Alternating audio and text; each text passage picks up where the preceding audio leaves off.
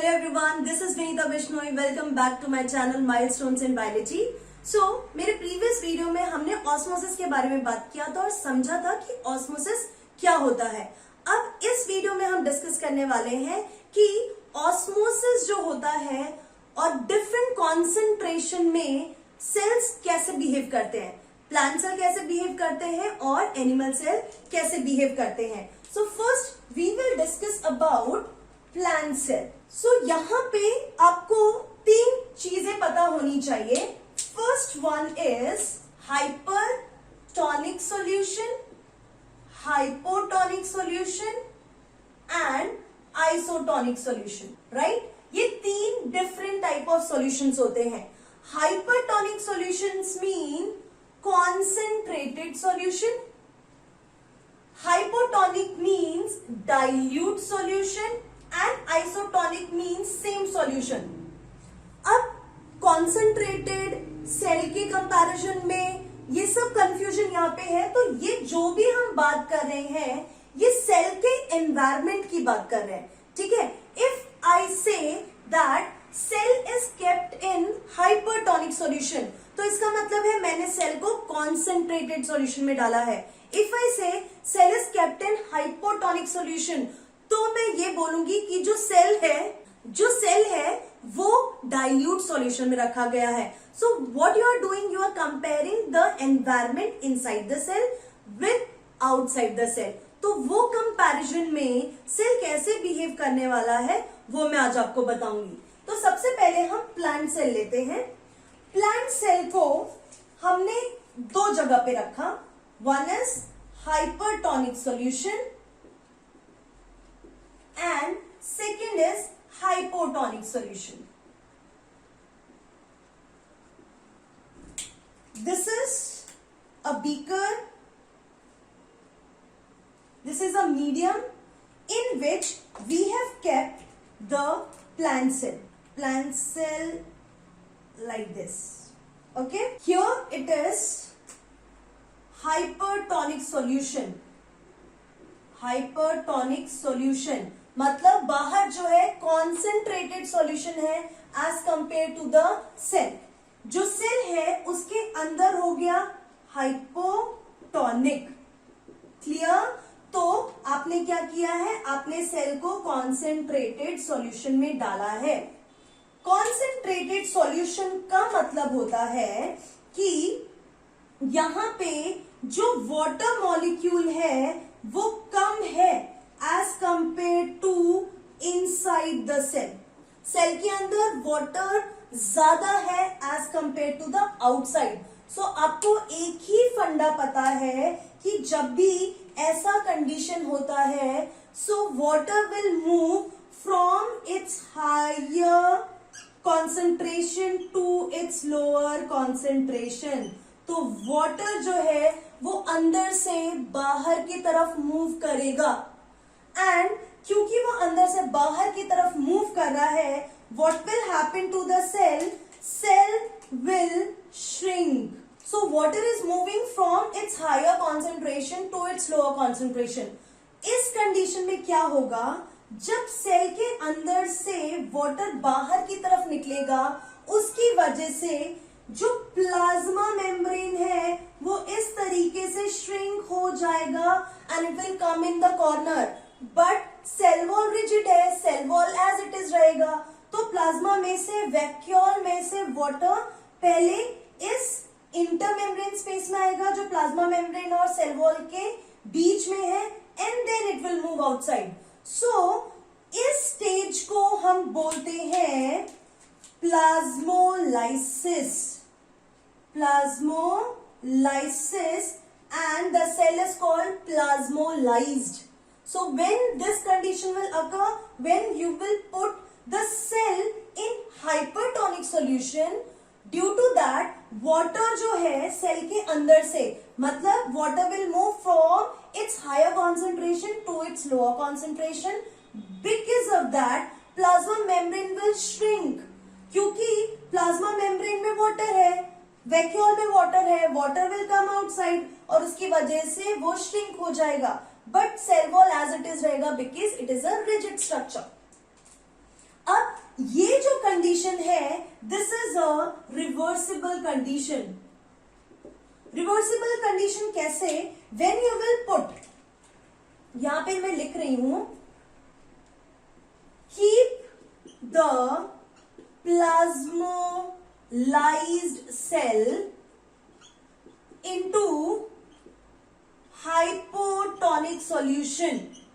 आप इस plasmolysed cell को हाइपोटोनिक सॉल्यूशन में डालोगे, you will get normal cell and this is called deplasmolysis. Remember that.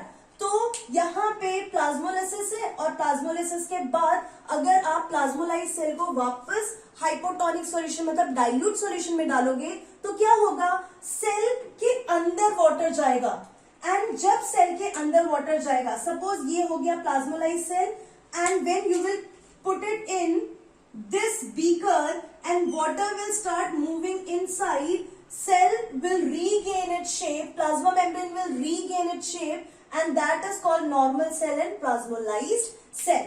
तो यहां पे अगर हम बोलते हैं हाइपरटोनिक सॉल्यूशन में जब आपने सेल को डाला, this is called एक्सोऑस्मोसिस। क्यों एक्सोऑस्मोसिस?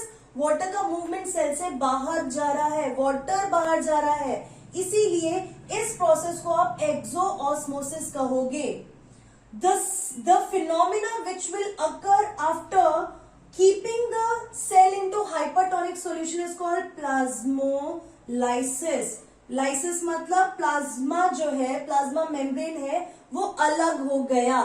किससे अलग हो गया? सेल वॉल से अलग हो गया। क्यों हो गया? क्योंकि आपने सेल को डाल दिया हाइपरटोनिक सॉल्यूशन में। Next is hypotonic solution. अब जो कंडीशन है वो रिवर्स हो रही है। आप क्या कर रहे हो? आपने ये again you have taken a beaker, beaker के अंदर आपने सेल लिया, प्लांट सेल लिया। अब यहां पे प्लांट सेल है। Now this is hypotonic solution. तो सेल के बाहर जब हाइपोटोनिक है तो ऑब्वियसली सेल के अंदर जो है दैट इज हाइपरटोनिक सॉल्यूशन। अब आप मुझे बताएं कि हाइपो है मतलब यहां पे वाटर का कॉन्सेंट्रेशन ज्यादा है और यहां पे वाटर का कॉन्सेंट्रेशन कम है। Now what will happen? Water will start moving from its higher concentration to its lower concentration and this phenomena is called, इसको आप क्या बोलोगे? एंडोऑस्मोसिस।